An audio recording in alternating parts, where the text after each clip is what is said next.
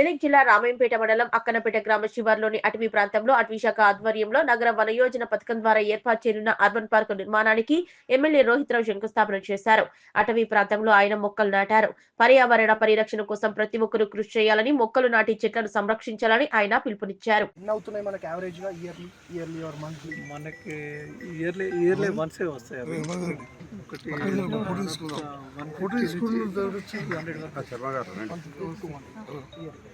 పెంచాలంటే అది మనం కెపాసిటీ పెంచాలంటే ఇప్పుడున్న కెపాసిటీ అయితే ఉన్న ఏరియాకి అయితే సరిపోతాయి.